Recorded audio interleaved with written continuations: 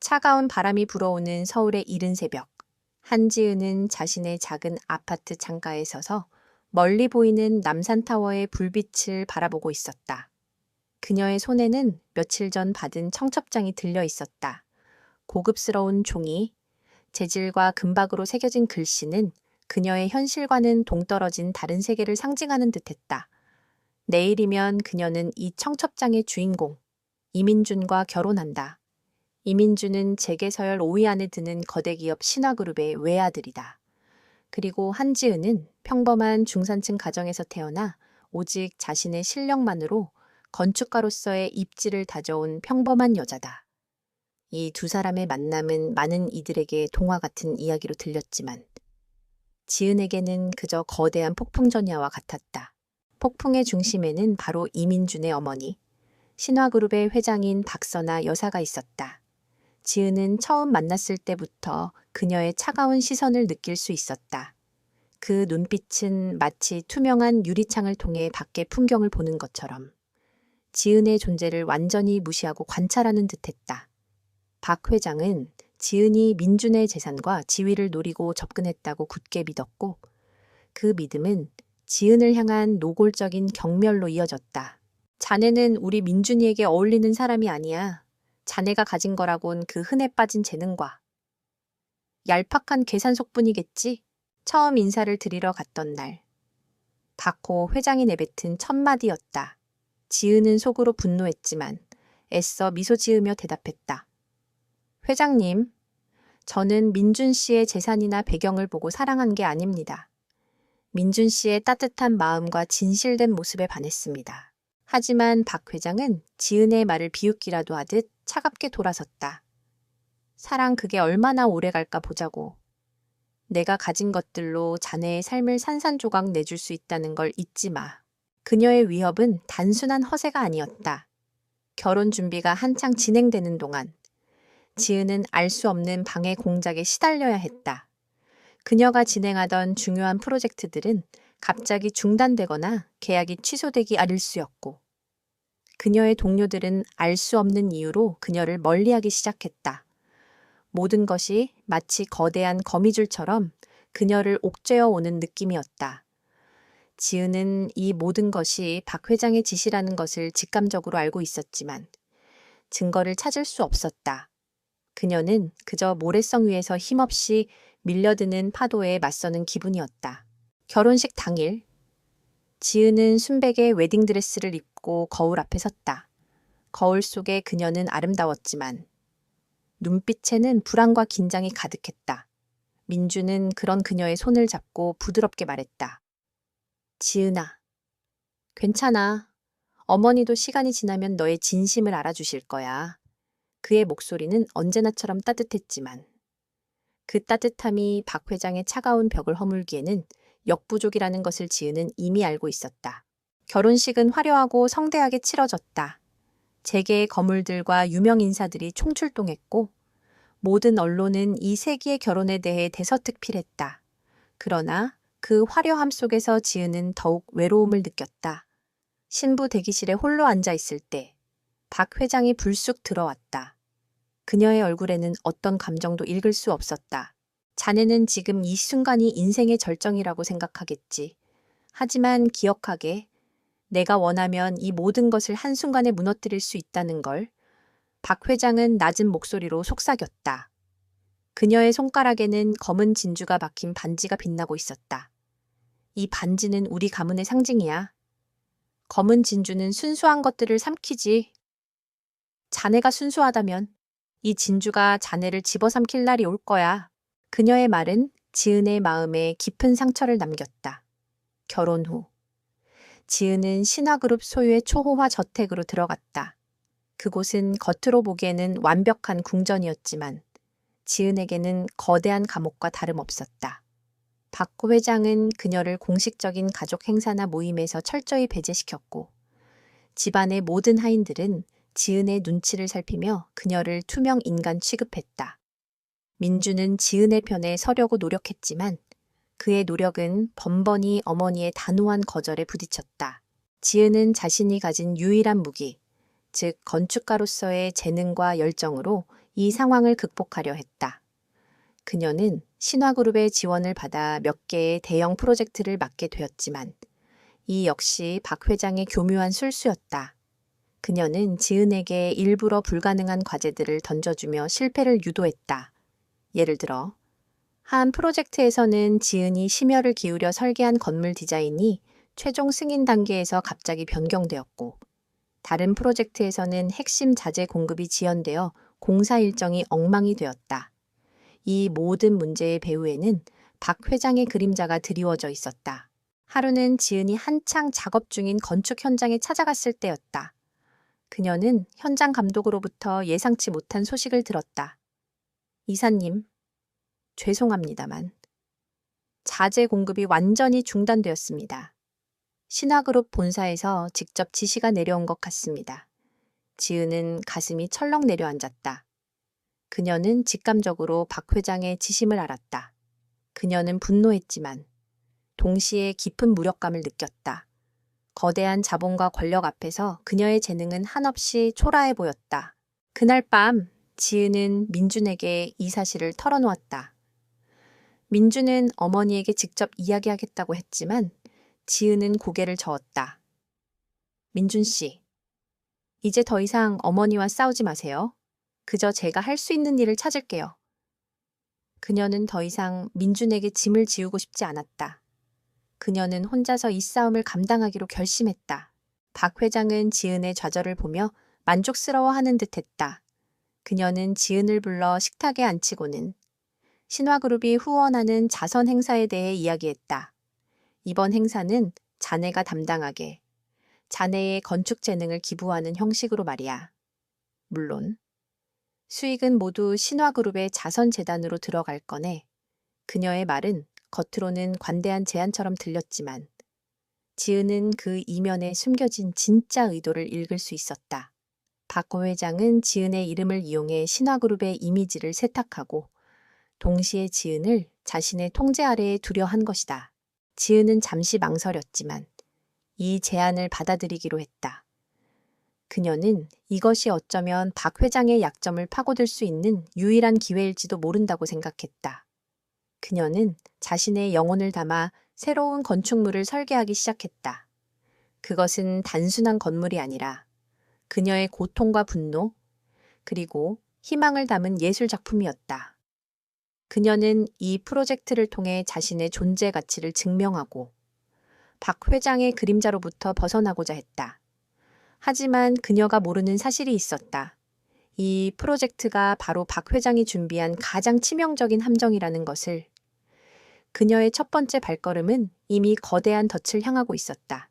한지은이 심혈을 기울여 설계한 자선, 재단 건물 프로젝트는 신화그룹 내부에서 천사의 날개라는 이름으로 불리게 되었다. 그녀는 이 건물을 단순히 기금을 모으는 공간이 아닌 절망에 빠진 이들에게 희망을 주는 빛의 공간으로 만들고자 했다. 건물 전체는 유려한 곡선으로 이루어졌고 중앙에는 햇빛이 쏟아져 들어오는 거대한 유리돔을 설치하여 따뜻하고 포용적인 느낌을 주었다. 그녀의 디자인은 내부 회의에서 극찬을 받았고 박선아 회장도 겉으로는 만족스러운 표정을 지었다. 그러나 그 미소 뒤에는 날카로운 칼날이 숨겨져 있었다. 박 회장은 이 프로젝트를 지은을 공영에 빠뜨릴 완벽한 기회로 삼았다. 그녀는 신화그룹의 홍보팀을 동원하여 천사의 날개 프로젝트를 대대적으로 홍보했다. 지은의 이름과 이력이 언론에 연일 보도되었고 그녀는 하루아침에 재능 있는 건축가에서 박 회장의 총애를 받는 신데렐라로 포장되었다. 박 회장은 지은을 언론의 스포트라이트 한가운데로 밀어넣었고 이로 인해 지은은 부담감과 함께 알 수 없는 불안감에 휩싸였다. 얼마 지나지 않아 박 회장의 진짜 계획이 서서히 드러나기 시작했다. 그녀는 신화그룹의 법무팀을 통해 프로젝트 계약서에 교묘한 조항들을 삽입했다. 예를 들어 건설 중 발생할 수 있는 모든 디자인 변경 및 시공 관련 문제는 전적으로 한지은 건축가의 책임이며 계약 위반 시 손해배상 책임은 한지은 개인에게 귀속된다는 식의 독소 조항들이었다. 지은은 계약서를 꼼꼼히 검토했지만 그녀의 건축적 전문성만으로는 법률적 함정을 모두 파악하기 어려웠다. 민주는 어머니의 이런 행동을 의심했지만 박 회장은 지은이의 실력을 믿으니 모든 권한을 주는 것뿐이다라고 둘러댔다. 공사가 시작되자 박 회장은 또 다른 음모를 꾸몄다. 그녀는 신화그룹의 하청업체들을 통해 공사 현장에 불량자재를 은밀히 공급했다. 지은은 현장을 수시로 찾아가 점검했지만 전문가가 아니면 식별하기 어려운 미세한 하자들이 대부분이었다. 그녀는 불안한 마음에 현장 감독에게 자재 검사를 강화해달라고 요청했지만 현장 감독은 방호의 잭 회장의 지시를 받는 인물이었다. 이사님, 신화그룹에서 지정한 업체들입니다. 걱정 마십시오. 최고급 자재들만 사용하고 있습니다. 현장 감독의 뻔뻔한 거짓말에 지은은 속수무책이었다. 시간이 흘러 천사의 날개, 건물의 골조가 완성되고 외장 공사가 한창 진행 중일 때 익명의 제보자가 언론에 한지은이 부실 공사 및 공금 횡령에 연루되었다는 의혹을 제기했다. 제보자는 지은이 프로젝트 비용을 부풀려 사적으로 유용했다는 증거라며 몇 가지 서류와 사진들을 함께 첨부했다. 이 모든 증거들은 박 회장이 치밀하게 조작한 것들이었다. 언론은 기다렸다는 듯이 이 소식을 대서특필했다. 신화그룹 신데렐라 며느리, 부실 공사 및 비자금 조성 의혹, 한지은 건축가, 위선적 가면 아래 숨겨진 탐욕. 지은의 이름은 순식간에 추락했다. 그녀의 소셜미디어와 개인 이메일은 비난과 욕설로 가득 찼고 그녀가 졸업한 학교와 이전에 근무했던 회사까지도 비난의 대상이 되었다. 신화그룹의 주가는 폭락했고 박 회장은 마치 피해자인 양 기자회견을 열었다. 우리 그룹은 이번 일에 대해 깊은 유감을 표명합니다. 한지은 건축가는 제게 신뢰를 저버렸고 우리는 이 문제를 철저히 조사하여 법적 책임을 물을 것입니다. 박 회장은 눈물을 글썽이며 연기를 했고 대중은 그녀의 연기에 속아 넘어갔다. 민주는 지은의 편에 서서 그녀의 결백을 주장했다. 어머니, 이건 분명히 지은이를 모함하는 겁니다. 지은이는 그런 일을 할 사람이 아니에요. 하지만 박 회장은 민준의 말을 무시했다. 네가 아직 세상을 모르는구나. 사람은 돈과 명예 앞에서 얼마든지 변할 수 있는 법이야.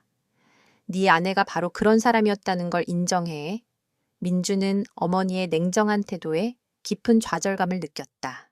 그는 지은을 돕고 싶었지만 거대한 신화그룹의 힘 앞에서 그는 한없이 작아 보였다.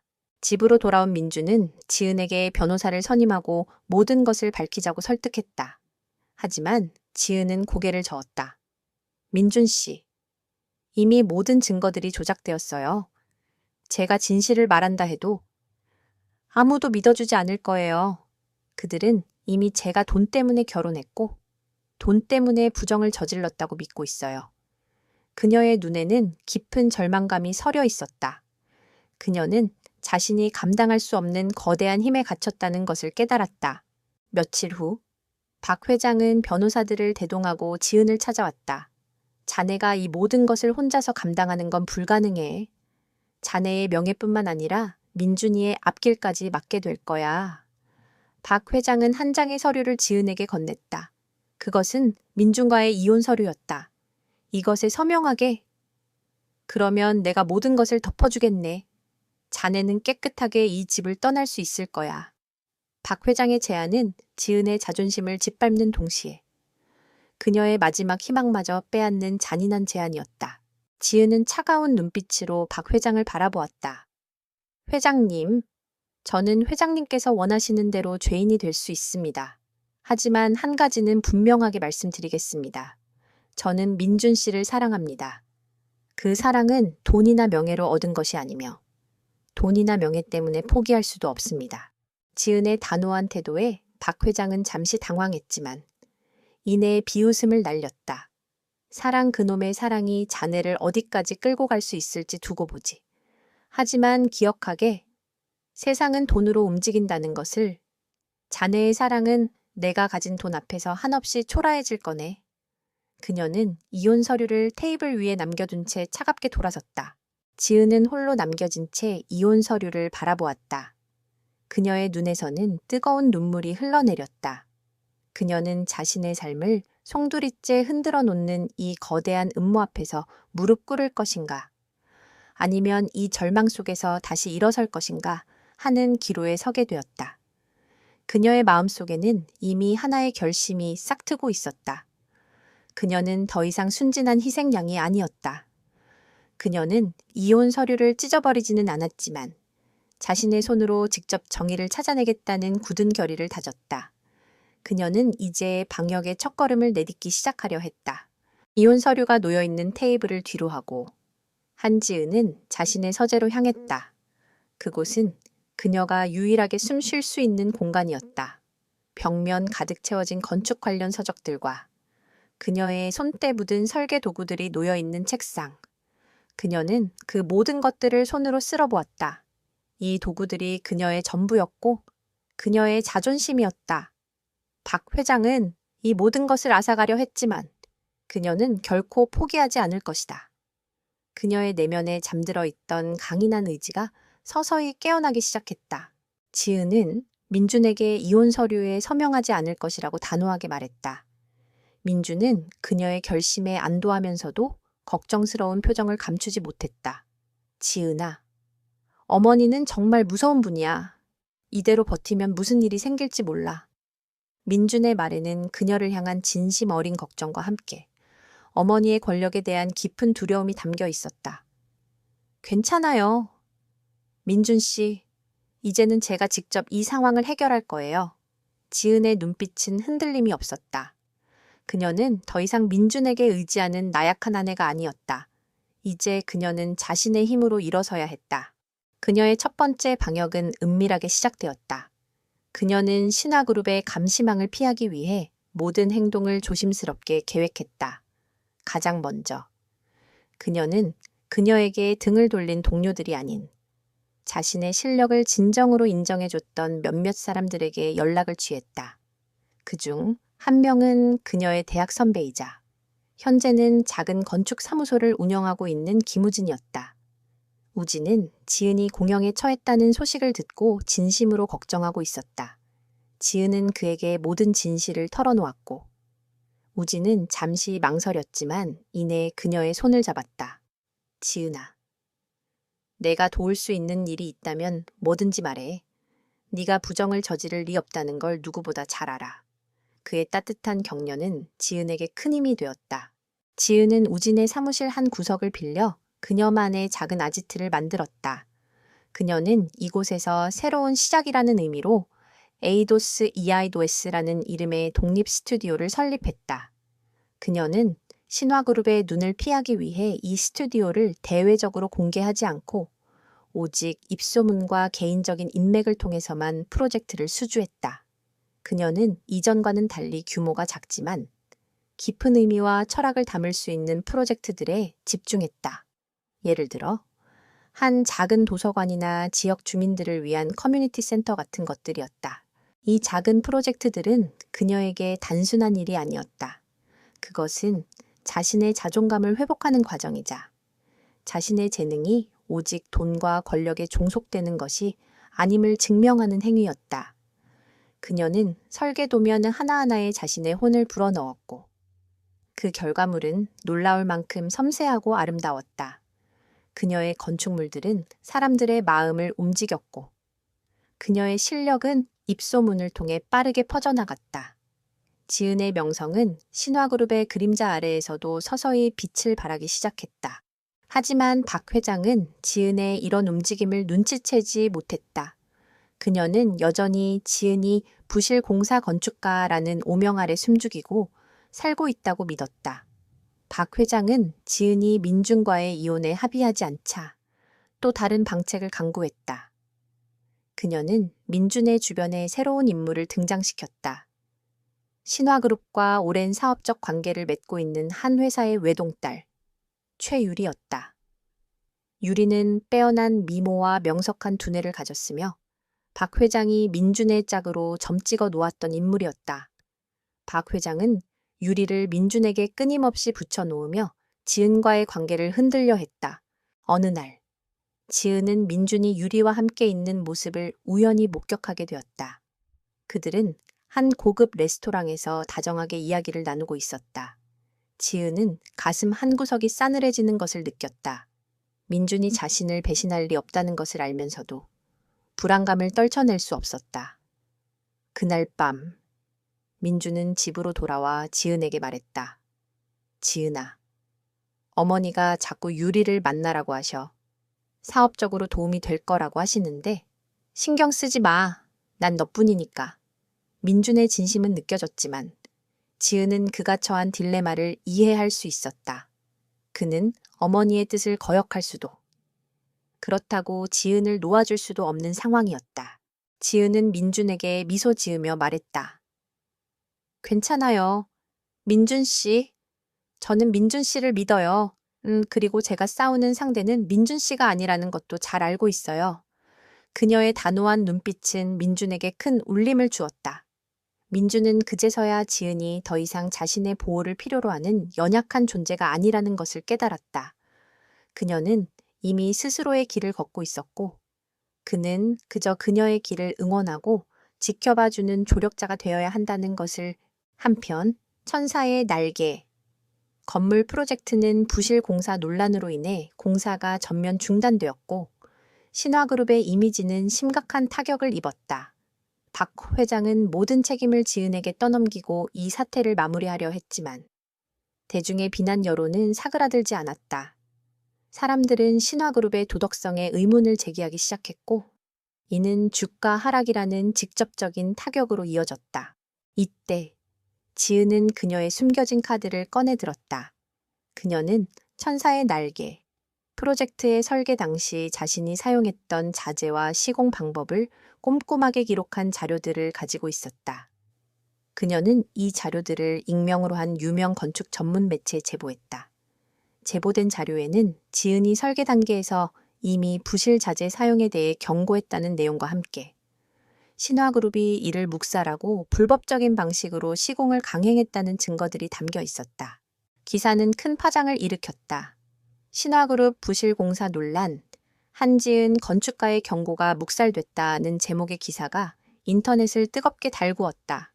사람들은 지은이 그저 돈을 노린 속물이라고 생각했지만 이 기사를 통해 그녀가 오히려 부실 공사를 막으려 노력했다는 사실을 알게 되었다. 여론은 순식간에 뒤집혔고 비난의 화살은 박 회장과 신화그룹을 향했다. 박 회장은 충격에 휩싸였다. 그녀는 지은이 자신의 발밑에서 조용히 무릎 꿇을 것이라고 생각했지만 그녀는 예상치 못한 방식으로 방역해왔다. 박 회장은 분노에 떨며 지은에게 전화를 걸었다. 자네? 도대체 무슨 짓을 꾸민 거야? 감히 나를 배신해?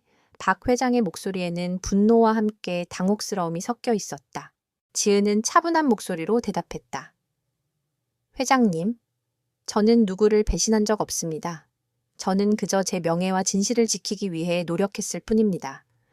회장님께서 제 삶을 파괴하려 하셨지만 저는 제 힘으로 다시 일어설 겁니다. 박 회장은 지은의 달라진 태도에 깊은 경계심을 느끼기 시작했다. 그녀는 이제 지은을 단순히 민준의 아내가 아닌 자신의 권력에 도전하는 강력한 상대로 인식하게 되었다. 박 회장은 이 싸움을 끝내기 위해 더욱더 치명적인 계획을 꾸미기 시작했다. 그녀는 지은의 가장 소중한 것을 빼앗아 그녀를 완전히 무너뜨리기로 결심했다. 그리고 그 계획은 지은과 민준, 그리고 박 회장 자신까지도 되돌릴 수 없는 비극으로 몰고 갈 씨앗이 되었다. 한지은의 방역은 예상치 못한 파문을 일으켰다. 천사의 날개, 프로젝트에 대한 부실 공사 의혹이 신화그룹의 고위층으로 향하자 박선아 회장은 극심한 분노에 휩싸였다. 그녀는 자신의 완벽한 계획이 한낱 며느리의 손에 의해 흐트러졌다는 사실에 치를 떨었다. 박어 회장은 더 이상 지은을 단순한 불청객이 아닌 자신의 권력에 대한 직접적인 위협으로 간주하기 시작했다. 그녀는 이 싸움을 끝내기로 결심했다. 그리고 그 결심은 가장 잔인하고 비열한 방식으로 실행되었다. 박 회장은 신화그룹의 로비스트들과 언론사들을 동원하여 여론을 다시 뒤집으려 했다. 그들은 지은이 제보한 자료들이 조작되었다는 거짓 뉴스를 퍼뜨렸고, 지은의 작은 건축 스튜디오 에이도스 이에이도스가 불법적인 방법으로 운영되고 있다는 소문을 흘렸다. 한지은은 신화그룹의 명예를 실추시키기 위해 의도적으로 자료를 조작했습니다. 라는 식의 기사들이 쏟아져 나왔다. 그러나 한번 흔들린 여론은 쉽게 제자리로 돌아오지 않았다. 대중은 이미 지은의 이야기를 접했고 신화그룹에 대한 불신이 팽배해졌다. 여론전이 실패하자 박 회장은 지은에게 직접적인 타격을 가하기 위해 새로운 목표를 설정했다. 그것은 지은의 가장 소중한 것, 즉 그녀의 재능을 증명해줄 빛이었다. 박 회장은 신화그룹이 야심차게 추진하고 있는 서울 스카이라인 프로젝트의 총괄 디자이너 자리를 지은에게 제안했다. 이 프로젝트는 서울의 랜드마크가 될 초고층 복합 건물을 짓는 사업으로 모든 건축가들의 꿈이었다. 자네의 능력이 아깝지 않나? 이 프로젝트를 맡게. 그러면 여론은 잠잠해질 것이고 자네는 다시금 건축가로서의 명예를 회복할 수 있을 거야. 박 회장은 겉으로는 관대한 척 미소 지으며 말했다. 그녀의 제안은 지은에게 거절하기 힘든 유혹이었다. 그녀의 재능을 세상에 다시 한번 증명할 수 있는 절호의 기회였다. 그러나 지은은 박 회장의 눈빛에서 불길한 기운을 감지했다. 그녀는 이미 이 프로젝트가 단순한 기회가 아니라 또 다른 함정임을 직감했다. 지은은 민준과 상의했다. 민준은 어머니의 제안에 깊은 의심을 품었다. 지은아, 어머니가 갑자기 왜 저러시는지 모르겠어. 분명히 무슨 다른 뜻이 있을 거야. 그는 지은에게 이 제안을 거절하라고 설득했다.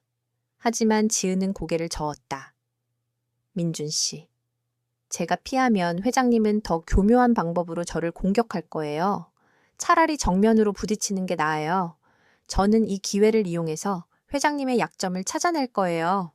지은은 박 회장의 덫 속으로 스스로 걸어 들어가. 그 덫을 역이용하기로 결심했다. 지은은 박 회장의 제안을 수락했다. 그리고 곧바로 서울 스카이라인 프로젝트에 착수했다. 그녀는 설계부터 시공 과정까지 모든 것을 철저하게 관리했다. 그녀는 신화그룹의 하청업체들이 아닌 그녀가 믿고 함께 일했던 에이도스 이아이도스의 팀원들을 일부 참여시켰다.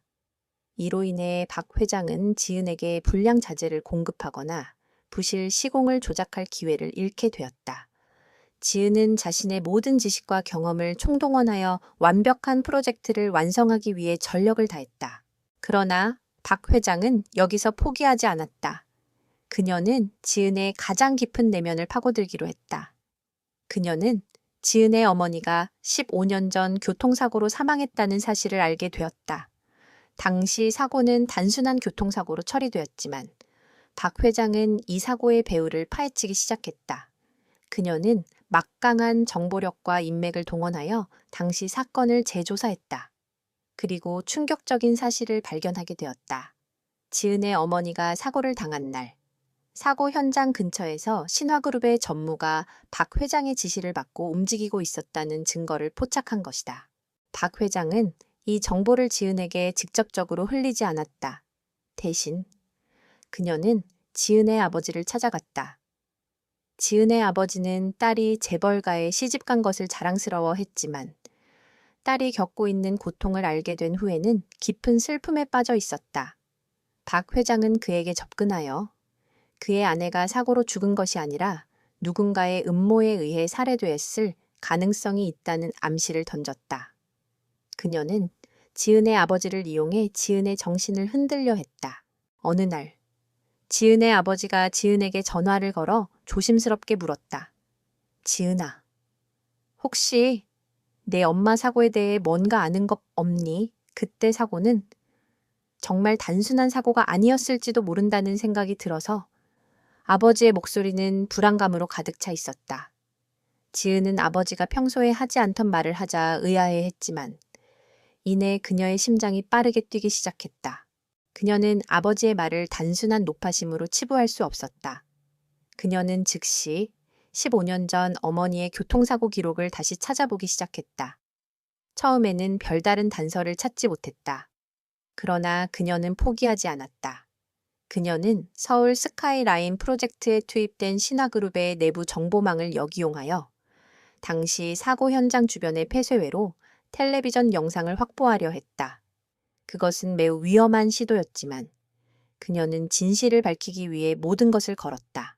이 과정에서 그녀는 박 회장이 심어놓은 스파이가 자신을 감시하고 있다는 것을 알게 되었다. 그녀는 모든 정보를 민준에게 알렸다. 민준은 어머니의 이런 행태에 분노하며 그녀를 돕기 위해 나섰다. 민준은 어머니의 컴퓨터와 서류들을 몰래 뒤져 어머니가 지은의 어머니 사건을 재조사하고 있었다는 증거를 발견했다. 민준은 배신감과 함께 지은의 슬픔을 누구보다 깊이 이해했다. 박 회장은 지은이 자신의 과거를 파헤치고 있다는 사실을 알게 되자 불안감에 휩싸였다. 그녀는 지은이 자신의 치명적인 약점을 잡을까 두려워했다. 그녀는 더 이상 지은과의 관계를 돈이나 권력으로 해결할 수 없다는 것을 깨달았다. 그녀는 지은을 완전히 파멸시키기 위해 이민준과 한지은의 관계를 끝내야만 했다. 그녀는 최후의 한 방을 준비했다. 그것은 지은의 명예를 완전히 짓밟고 민준마저도 그녀에게서 등을 돌리게 만들 수 있는 치명적인 계획이었다. 박 회장의 눈은 광기로 빛나고 있었다. 그녀는 스스로를 파멸로 이끌고 있다는 사실을 전혀 알지 못한 채 파멸의 씨앗을 뿌리고 있었다. 한지은은 어머니의 교통사고 기록을 파헤치면서 박선아 회장이 그녀의 과거를 이용해 자신을 조종하려 한다는 것을 확신하게 되었다. 그녀는 이제 더 이상 수세에 몰린 피해자가 아니었다. 그녀는 진실을 밝혀내고 어머니의 복수를 해야겠다는 강한 의지를 품게 되었다. 그녀의 눈빛은 복수심과 함께 차가운 결의로 빛났다. 지은은 에이도스 이아이도스의 사무실에서 밤낮 없이 자료를 뒤졌다.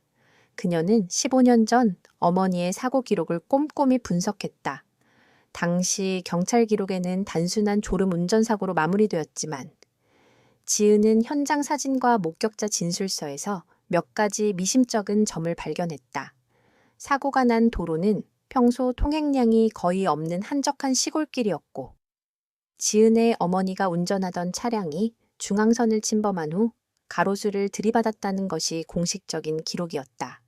그러나 현장 사진 속 도로에는 미세한 타이어 자국이 남아 있었고 이는 누군가 고의로 그녀의 차량을 막아섰거나 추격했을 가능성을 시사했다.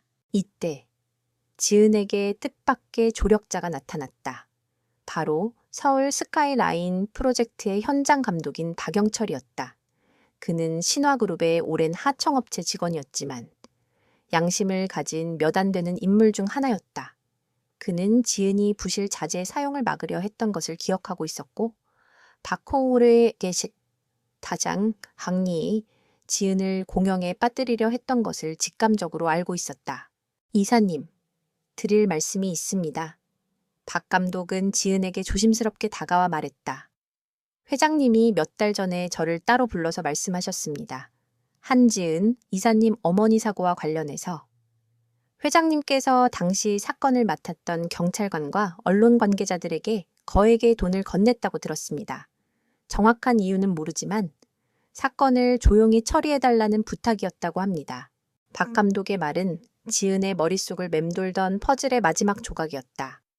그녀는 박 회장이 단순히 그녀를 공영에 빠뜨리려 한 것이 아니라 그녀의 어머니의 죽음과 직접적인 연관이 있을 수도 있다는 끔찍한 가능성을 마주하게 되었다. 지은의 손이 떨리기 시작했다. 분노와 슬픔이 뒤섞여 그녀의 심장을 짓눌렀다. 민주는 지은이 힘들어하는 모습을 보며 죄책감에 시달렸다. 그는 어머니가 지은의 어머니 사고를 조사하고 있었다는 것을 알게 된 후 어머니에게 직접적으로 따져 물었다. 어머니, 지은이 어머니 사건은 왜 파헤치시는 겁니까? 대체 무슨 이유로 지은이를 이렇게 괴롭히는 거예요? 박 회장은 아들의 추궁에 잠시 당황했지만 이내 냉정함을 되찾았다. 민준아, 이건 사업이야. 결혼은 비즈니스고 네 아내는 그 비즈니스에 걸림돌이 됐어. 난 그저 걸림돌을 치우려 했을 뿐이야. 박 회장의 냉혹한 태도에 민주는 큰 충격을 받았다. 그는 자신의 어머니가 얼마나 잔인하고 이기적인 인물인지 비로소 깨닫게 되었다. 그는 지은에게 달려가 자신의 어머니가 얼마나 무서운 사람인지 경고했다. 지은아, 어머니가 무슨 짓을 꾸밀지 몰라. 제발 이 싸움을 멈춰줘. 내가 대신 어머니와 이야기할게. 하지만 지은은 고개를 저었다. 그녀의 눈빛은 이미 깊은 복수심으로 가득 차 있었다. 민준 씨, 이제는 멈출 수 없어요. 이 싸움은 단순히 저와 회장님 사이의 문제가 아니에요. 이건 제 어머니의 진실과 관련된 문제예요. 회장님께서는 저를 무너뜨리기 위해 제 가장 소중한 사람을 건드렸어요. 저는 반드시 이 진실을 밝혀낼 거예요. 지은은 박 감독이 건네준 정보를 바탕으로 15년 전 사건을 담당했던 경찰관과 당시 취재 기자들을 찾아 나섰다. 그녀는 자신의 신분을 숨기고 그들을 은밀하게 만났다. 처음에는 모두가 입을 다물었지만 지은은 그들의 양심을 자극했다.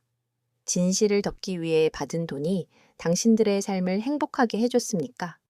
저는 단지 제 어머니의 죽음에 대한 진실을 알고 싶을 뿐입니다. 단 한 번의 양심 고백이 저에게는 전부가 될 수 있습니다. 그녀의 진심 어린 호소에 한 명의 퇴직 경찰관이 마음을 열었다. 맞아요. 그날 신화그룹의 전무가 찾아와서 사건을 조용히 처리해달라고 부탁했습니다. 큰 돈을 줬어요. 나는 양심의 가책을 느꼈지만 가족을 먹여 살려야 한다는 생각에 눈을 감았습니다. 증거 서류들은 전부 태웠지만 당시 내가 기록했던 수첩이 있습니다. 그것만은 태우지 못했소. 그는 떨리는 손으로 오래된 수첩을 지은에게 건넸다. 그 수첩에는 사건 당일의 모든 진실이 상세하게 기록되어 있었다. 신화그룹의 전무가 지은의 어머니에게 접근하여 비밀 서류를 빼앗으려 했고 그 과정에서 사고가 일어났다는 충격적인 내용이었다. 지은은 수첩을 받아들고 온몸의 전율을 느꼈다. 그녀는 이제 박 회장의 치명적인 약점을 손에 넣게 되었다. 그녀의 어머니가 죽은 것은 단순한 사고가 아니었다.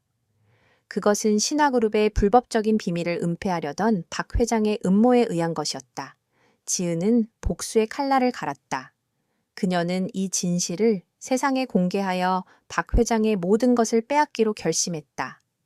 그녀는 이제 더 이상 그녀의 어머니의 복수뿐만 아니라 박 회장의 잔인한 야망에 희생된 모든 사람들을 위한 정의를 실현하기로 마음먹었다.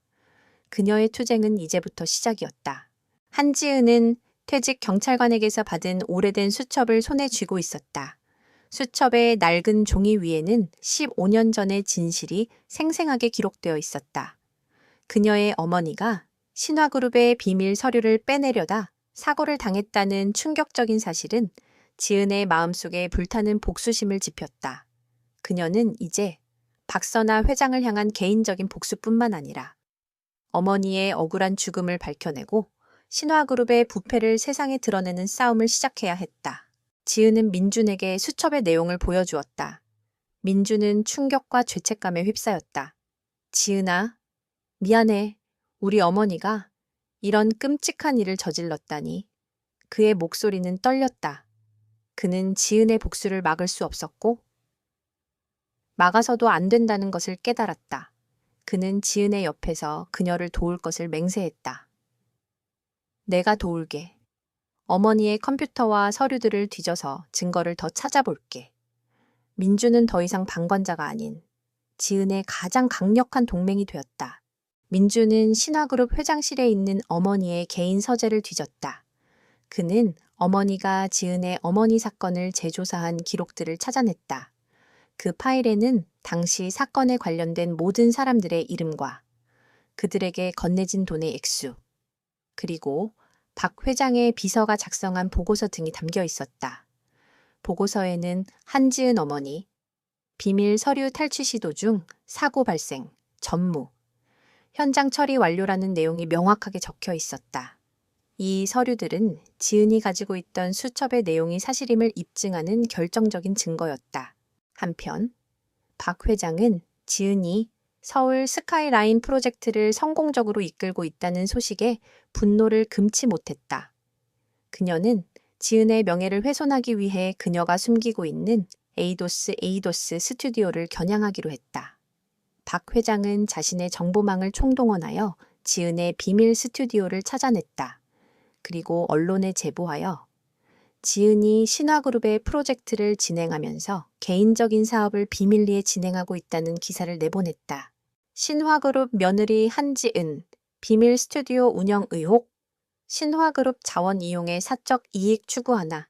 기사는 파장을 일으켰지만 지은은 이미 준비가 되어 있었다. 그녀는 기자회견을 열어 모든 것을 공개하기로 했다. 그녀의 옆에는 민준과 김우진이 함께했다. 지은은 기자들 앞에서 침착하게 말했다. 제 이름으로 된 스튜디오 에이도스 EIDOS가 있다는 것은 사실입니다. 하지만 이 스튜디오는 저의 사적 이익을 위한 것이 아닙니다. 저는 신화그룹의 천사의 날개 프로젝트에서 부실 공사를 막으려 노력했지만 제 경고는 무시당했습니다. 저는 더 이상 저의 건축 철학을 굽히고 싶지 않았습니다. 그래서 저는 에이도스를 통해 저의 양심을 지키고자 했습니다. 그녀의 진솔한 고백은 기자들에게 깊은 인상을 남겼다. 이어서 민준이 마이크를 잡았다. 저는 이민준입니다. 신화그룹의 외아들이자 한지은의 남편입니다. 제 아내는 단 한 번도 사적인 이익을 추구한 적이 없습니다. 제 아내가 이렇게 비밀리에 스튜디오를 운영해야 했던 이유는 바로 저의 어머니, 박선아 회장님 때문입니다. 어머니께서는 제 아내를 며느리로 인정하지 않으셨고 모든 수단과 방법을 동원해 제 아내의 삶을 파괴하려 하셨습니다. 민준의 폭탄 발언은 기자회견장을 술렁이게 만들었다. 기자들은 민준에게 더 많은 질문을 퍼부었다. 민준은 숨김없이 모든 것을 털어놓았다. 천사의 날개, 프로젝트의 부실 공사 논란, 서울 스카이라인 프로젝트에 대한 방해 공작, 그리고 제 아내의 어머니에 대한 진실, 이 모든 것은 어머니의 지시에 의한 것입니다. 민주는 자신이 직접 찾은 서류와 증거 자료들을 공개했다. 기자회견은 실시간으로 전국의 방송국을 통해 송출되었고 국민들은 충격에 빠졌다. 신화그룹의 이미지는 순식간에 추락했고 주가는 폭락했다. 박 회장은 기자회견을 TV로 지켜보며 분노에 몸을 떨었다. 이민준, 네가 어떻게 나에게 이럴 수 있어. 그녀는 아들의 배신에 망연자실했다. 그녀는 자신의 가장 소중한 것을 잃었다는 것을 깨달았다. 아들의 신뢰를. 그리고 자신의 모든 것을. 박 회장은 즉시 지은과 민준에게 연락을 취했지만 그들은 그녀의 전화를 받지 않았다. 박 회장은 자신이 파놓은 함정에 스스로 빠졌다는 것을 깨달았다. 그녀는 자신의 권력과 돈으로 모든 것을 해결할 수 있다고 믿었지만 지은의 용기와 민준의 진실된 사랑 앞에서는 아무것도 아니었다. 그녀의 모든 음모와 기만은 이제 세상에 드러나게 되었다. 이때 지은은 그녀의 가장 치명적인 무기를 꺼내 들었다. 그녀는 15년 전 어머니의 사고와 관련된 모든 증거, 즉 퇴직 경찰관의 수첩과 민준이 찾아낸 신화그룹의 내부 보고서들을 검찰에 제출했다. 검찰은 즉시 박선아 회장에 대한 내세에 착수했다. 신화그룹은 곧바로 압수수색을 당했고 박 회장은 경영 일선에서 물러나야 했다. 그녀의 오랜 권력은 한순간에 무너져 내렸다. 박 회장은 지은을 찾아와 무릎 꿇고 용서를 빌었다. 지은아, 내가 잘못했다. 모든 것을 되돌릴 수만 있다면 제발 한 번만 용서해 주렴. 그녀의 눈에는 처음으로 후회와 절망의 눈물이 고여 있었다. 그러나 지은은 그녀를 차갑게 바라보았다. 회장님, 이미 너무 늦었어요. 회장님께서 제 어머니를 잃게 하셨을 때, 그리고 저의 삶을 파괴하려 하셨을 때, 용서의 문은 닫혔어요. 이제 회장님께서 저지르신 죄에 대해 법의 심판을 받으셔야 합니다. 지은의 단호한 말에 박 회장은 절망에 빠졌다. 그녀는 자신의 오만함이 초래한 비극적인 결과를 마주해야 했다. 박선아 회장은 한지은의 단호한 태도와 민준의 배신에 충격과 절망에 빠졌다. 그녀의 제국은 한순간에 무너져 내리고 있었다. 검찰의 압수수색은 신화그룹의 모든 비밀을 파헤치고 있었고 언론은 그녀의 과거 행적과 비리 의혹들을 쏟아냈다. 평생을 돈과 권력으로 쌓아 올린 그녀의 성은 모래성처럼 허물어지고 있었다. 지은은 박 회장과의 대면 이후 묘한 공허함을 느꼈다. 복수를 갈망했던 그녀의 마음은 박 회장의 몰락을 눈앞에서 보고 나서도 채워지지 않았다. 그녀는 민준과 함께 조용히 신화그룹의 저택을 떠나 자신들의 삶을 되찾기 위한 첫걸음을 내디뎠다. 민준은 지은의 손을 잡고 말했다. 지은아, 이제 모든 것이 끝났어. 이제 우리는 우리만의 삶을 살 수 있을 거야. 하지만 지은의 마음속에는 아직 끝나지 않은 싸움이 남아 있었다. 어머니의 죽음에 대한 진실을 세상에 밝히는 것, 그리고 그 진실이 가져올 파장을 감당하는 것. 지은은 박 회장이 구속되기 전 마지막으로 그녀를 찾아갔다.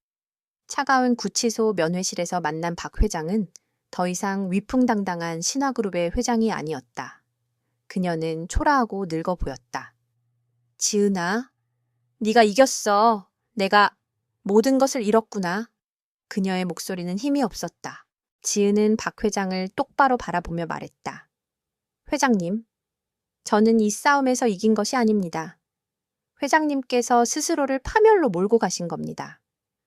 회장님께서 저의 어머니를 잃게 하셨고 저의 삶을 짓밟으셨습니다. 저는 그저 그 진실을 밝혀냈을 뿐입니다. 지은의 말에 박 회장의 눈에서는 뜨거운 눈물이 흘러내렸다. 나도 후회해. 내가 그때 왜 그랬는지 모르겠어. 그저 내 아들 민준이를 지키고 싶었을 뿐인데 너무나도 어리석었어. 박 회장은 흐느끼며 말했다. 그때 그 서류가 민준이의 앞길을 막을 거라 생각했어. 그래서 그랬는데 내 욕심이 너의 어머니를 그리고 너를 이렇게 만든 거야. 박 회장은 자신의 죄를 인정하며 오열했다. 지은은 박 회장의 눈물을 보며 잠시 흔들렸다. 그러나 어머니의 얼굴이 떠오르자 그녀는 다시 냉정함을 되찾았다.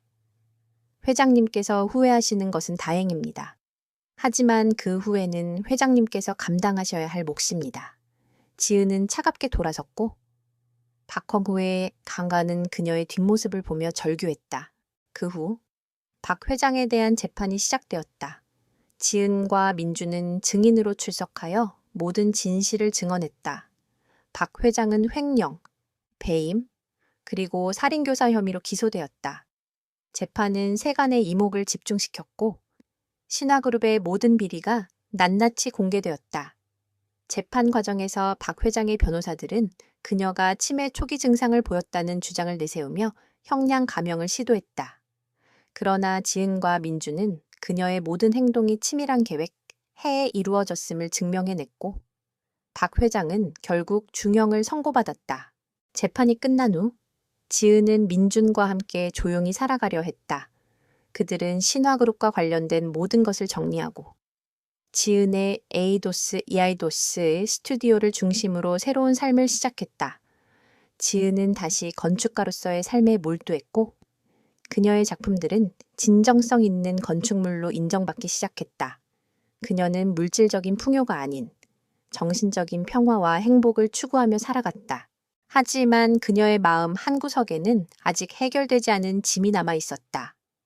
그녀의 어머니가 죽은 날, 그녀는 사실 어머니의 채 함께 타고 있었다는 것이다.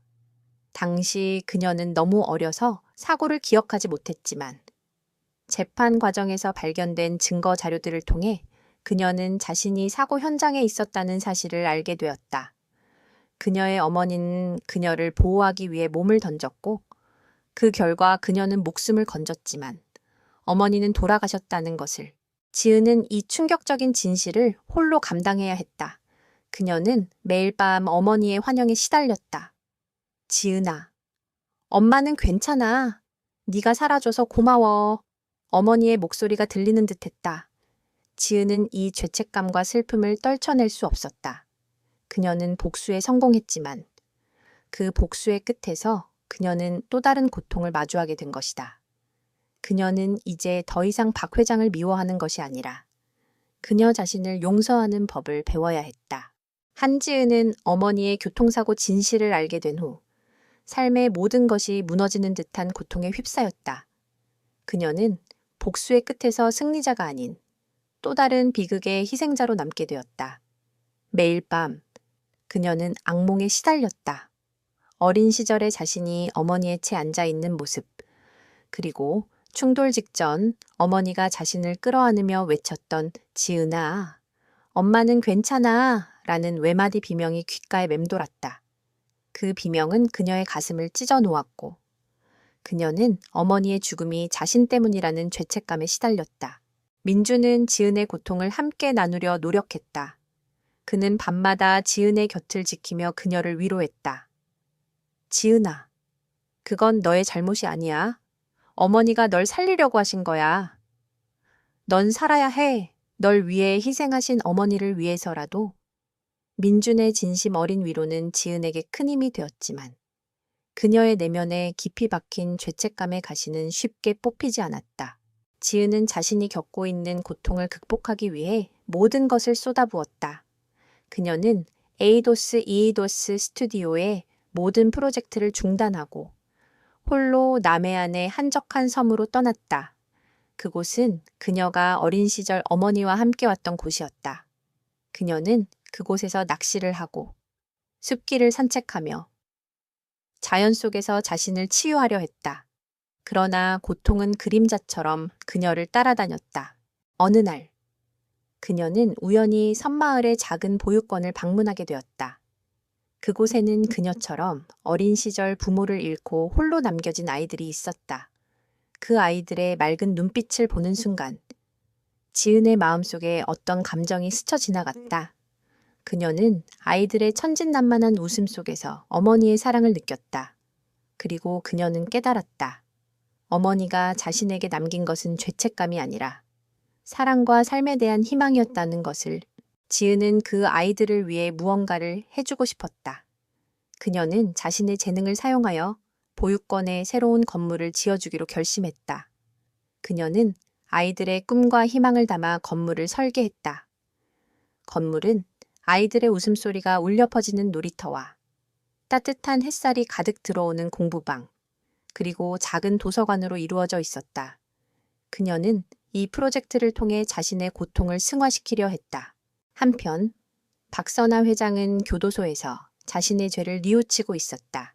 그녀는 매일 밤 자신의 과거를 되돌아보며 후회의 눈물을 흘렸다. 그녀는 지은의 어머니를 죽음으로 몰고 간 그날의 일을 잊을 수 없었다. 그녀는 자신이 얼마나 어리석고 잔인했는지 비로소 깨달았다. 그녀는 자신의 모든 것을 잃었지만 가장 소중한 것인 아들의 사랑을 되찾기 위해, 그리고 지은에게 용서를 구하기 위해 남은 삶을 바치기로 했다. 박 회장은 지은에게 편지를 썼다. 지은아, 내가 얼마나 큰 죄를 지었는지 이제야 깨달았구나. 나는 너의 어머니를 죽음으로 몰고 간 장본인이자 너의 삶을 파괴하려 했던 마녀였다. 너의 복수가 옳았어. 하지만 내게도 용서를 구할 기회를 주겠니? 나는 남은 생을 너와 네 어머니를 위해 봉사하며 살아가고 싶다. 편지를 읽은 지은은 마음이 복잡했다. 그녀는 박 회장을 용서할 수 없었지만 동시에 그녀의 진심을 느낄 수 있었다. 그녀는 박 회장의 편지를 보며 복수가 그녀에게 진정한 평화를 가져다 주지 못한다는 것을 깨달았다. 그녀에게 필요한 것은 복수가 아닌 용서와 치유였다. 지은은 민준과 상의한 후 박 회장을 찾아갔다. 그녀는 박 회장에게 자신이 보육원에 짓고 있는 건물에 대해 이야기했다. 회장님, 저는 이 건물을 아이들의 꿈과 희망을 담아 짓고 있습니다. 하지만 이 프로젝트에는 회장님의 도움이 필요합니다. 박 회장은 지은의 말에 놀랐다. 나 같은 죄인이 너의 프로젝트를 도울 수 있다고 그녀의 눈에는 희망의 빛이 서려 있었다. 네, 회장님의 건축가로서의 재능이 필요합니다. 그리고 회장님께서 아이들의 어머니가 되어주세요. 지은의 말에 박 회장은 눈물을 쏟았다. 지은은 박 회장에게 어머니의 죽음이 자신 때문이었다는 사실을 고백했다. 그리고 그녀는 박 회장을 용서하기로 했다. 두 사람은 함께 보육원 건물을 지었다. 박 회장은 교도소에서 자신이 할 수 있는 모든 것을 도왔다. 그녀는 건물 설계를 돕고 아이들을 위한 가구들을 직접 만들었다. 그녀의 손때 묻은 작품들은 아이들에게 큰 기쁨을 주었다. 그녀는 아이들의 웃음소리를 들으며 자신의 죄를 조금이나마 씻어내려 노력했다. 건물이 완성된 날, 보육원 아이들은 지은과 박 회장을 따뜻하게 안아주었다. 지은은 아이들의 품에 안겨 평생 동안 갈망했던 어머니의 따뜻한 사랑을 느꼈다. 그녀는 더 이상 어머니의 죽음에 대한 죄책감에 시달리지 않았다. 그녀는 어머니가 남긴 사랑을 통해 자신의 삶을 치유하고 새로운 삶을 시작했다. 바커 회장은 지은의 용서와 아이들의 사랑을 통해 자신의 죄에 대한 진정한 속죄를 시작했다. 두 여자는 서로의 상처를 치유하고 새로운 삶을 향해 나아가기 시작했다. 남해안의 작은 보육원 프로젝트는 한지은과 박선아 회장에게 단순한 건축 사업 이상의 의미를 지니고 있었다. 그것은 두 여인의 고통과 회한이 담긴 용서와 치유의 공간이었다. 지은은 보육원에서 아이들과 함께 시간을 보내며 그들의 순수한 웃음소리 속에서 어머니의 사랑을 다시금 느끼고 있었다. 그녀는 더 이상 죄책감에 시달리지 않았고 어머니의 죽음이 자신 때문이라는 끔찍한 생각에서도 벗어날 수 있었다. 그녀의 마음은 평온해졌고 그녀의 삶은 새로운 희망으로 채워지기 시작했다. 민주는 그런 지은의 곁을 묵묵히 지켰다. 그는 신화그룹의 경영권을 포기하고 지은의 에이도스 이이더스 스튜디오의 운영을 도왔다. 그들의 삶은 화려하지 않았지만 서로에 대한 믿음과 사랑으로 가득 차 있었다. 민주는 지은에게 말했다. 지은아, 이제야말로 우리가 진정으로 행복할 수 있을 것 같아. 돈과 명예가 아닌 우리 자신만의 삶을 살아가자. 지은은 민준의 손을 잡고 미소 지었다. 한편 박선아 회장은 교도소에서 남은 형량을 채우며 자신의 과거를 반성했다. 그녀는 교도소 내 건축 봉사활동에 적극적으로 참여하며 자신의 재능을 다른 이들을 위해 사용했다. 그녀는 지은과 민준이 찾아와 건네준 책과 편지를 읽으며 그들의 삶을 응원했다. 그녀의 내면은 서서히 변화하고 있었다.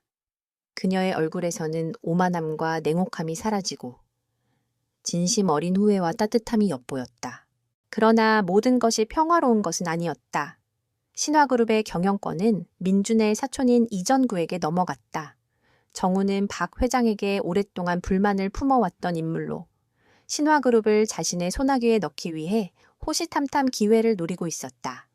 그는 박 회장의 몰락을 기회 삼아 민준을 완벽하게 제거하고 신화그룹을 장악하려 했다. 정우는 언론을 통해 민준이 지은을 위해 어머니를 배신했다는 거짓 소문을 퍼뜨렸다. 이민준 전무. 사적인 감정으로 어머니를 감옥에 보냈다. 라는 식의 기사가 쏟아졌다. 정우는 민준의 도덕성에 흠집을 내고 신화그룹 임원들과 주주들의 신뢰를 잃게 만들었다. 민준은 이 모든 것이 정우의 음모임을 직감했지만 그는 더 이상 신화그룹의 권력 다툼에 휘말리고 싶지 않았다. 하지만 정우는 여기서 멈추지 않았다. 그는 지은을 다시 한번 공영에 빠뜨리려 했다. 정우는 천사의 날개 프로젝트의 부실 공사를 다시 문제 삼았다. 한지은이 저지른 부실 공사로 인해 신화그룹의 이미지가 실추되었습니다. 모든 책임을 한지은에게 물어야 합니다. 정우는 검찰에 다시 고발장을 제출했고 언론은 또다시 지은에게 비난의 화살을 날렸다. 지은은 자신이 겪었던 악몽이 다시 시작되는 것 같았다.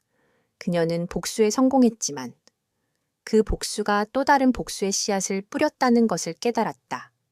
민주는 지은의 편에 서서 모든 것을 막으려 했지만 정우의 권력은 막강했다. 이때 민주는 교도소에 있는 어머니, 박 회장을 찾아갔다. 어머니, 정부가 모든 것을 빼앗으려 합니다. 지은이까지 다시 위험에 처하게 만들고 있어요. 민준의 말에 박 회장은 분노에 몸을 떨었다. 그녀는 자신이 사랑하는 아들과 며느리를 지키기 위해 무엇이든 해야 한다고 생각했다.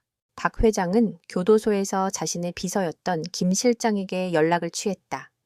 김 실장은 박 회장이 몰락한 후 모든 것을 잃었지만 그녀에 대한 충성심만은 변하지 않았다. 김 실장, 내가 너에게 부탁할 것이 있다.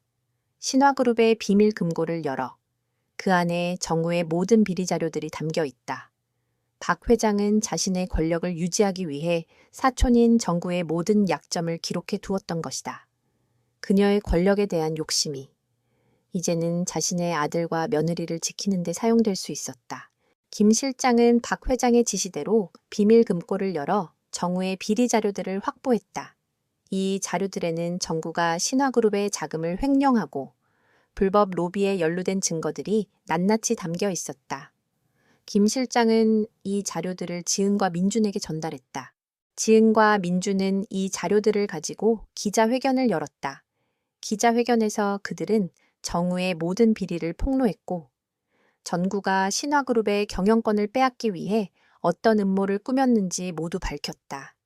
기자들은 충격에 빠졌고 정구는 곧바로 검찰의 조사를 받게 되었다. 이 모든 상황을 지켜보던 박 회장은 깊은 생각에 잠겼다.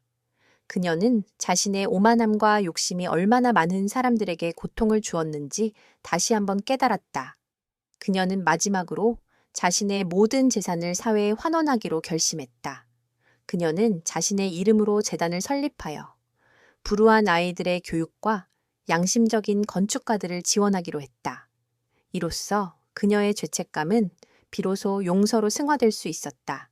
이정우의 몰락과 박서나 회장의 사회 환원 소식은 세상을 떠들썩하게 만들었다. 신화그룹은 오랜 기간에 걸친 혼란을 뒤로하고 민준과 지은의 도움을 받아 새로운 이사진을 구성했다. 민준은 그룹 경영에 직접적으로 복귀하지 않고 그의 삼촌이자 그룹의 오랜 경영 고문이었던 이광수를 회장 자리에 앉혀렸다. 그는 신화그룹이 과거의 잘못을 청산하고 투명한 기업으로 거듭날 수 있도록 뒤에서 조력하는 역할을 자처했다. 민주는 더 이상 권력의 정점에 서기를 원하지 않았다. 그는 지은과 함께 소박하지만 의미 있는 삶을 살아가기로 결심했다. 박 회장은 형기를 마친 후 조용히 사회로 돌아왔다. 그녀는 자신의 모든 것을 사회에 환원하고 한지은 건축재단을 설립하여 불우한 환경의 건축학도들을 지원하는 데 남은 생을 바쳤다. 그녀는 더 이상 신화그룹의 화려한 회장이 아니었다. 그녀는 그저 자신의 죄를 뉘우치고 속죄하며 살아가는 늙은 여인일 뿐이었다. 어느 날, 지은은 박 회장이 운영하는 재단 사무실을 찾아갔다. 사무실에는 박 회장이 직접 만든 작은 건축 모형들이 놓여 있었다. 모형들은 과거 그녀가 만들었던 화려하고 웅장한 건물들과는 달리 소박하고 따뜻한 느낌을 주었다. 그녀는 지은을 보자 반갑게 웃으며 말했다. 지은아, 와줘서 고맙구나. 네가 나에게 용서의 손을 내밀어주지 않았다면 나는 평생을 후회와 절망 속에서 살았을 거야. 지은은 박 회장의 손을 잡고 미소 지었다. 회장님, 저도 회장님을 용서하면서 비로소 제 자신을 용서할 수 있었어요. 제게 가장 큰 상처를 주었던 사람이 이제는 저에게 가장 큰 위안을 주고 있어요. 두 여인의 눈가에는 따뜻한 눈물이 고였다. 그들은 서로를 바라보며 지난날의 모든 고통과 상처를 잊은 듯했다. 지은은 다시금 자신의 건축가로서의 삶에 몰두했다. 그녀는 물질적인 가치보다는 사람들의 마음을 치유하고 공동체에 기여하는 건축물을 짓는 데 전념했다.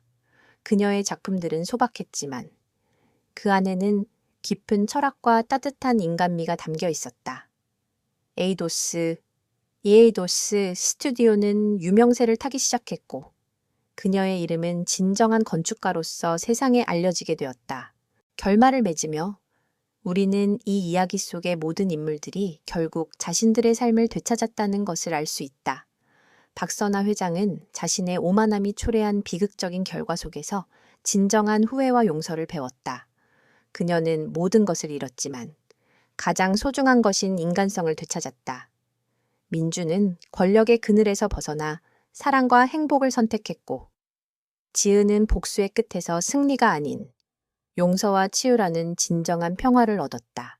이 이야기는 돈과 권력이 인간의 삶을 얼마나 쉽게 파괴할 수 있는지, 그리고 그 파괴의 끝에서 우리가 진정으로 찾아야 할 가치는 무엇인지에 대해 이야기하고 있다. 지은은 한때 모든 것을 잃었지만 그녀의 강인한 내면과 용기, 그리고 사랑을 통해 자신의 삶을 재건했다. 그리고 박 회장은 자신의 오만함이 가져온 비극적인 결과를 마주하고 나서야 비로소 진정한 인간의 가치를 깨달았다. 이들의 이야기는 우리에게 깊은 울림을 주며 진정한 행복은 물질적인 풍요가 아닌 사랑과 용서, 그리고 인간적인 따뜻함 속에 있다는 것을 가르쳐 준다.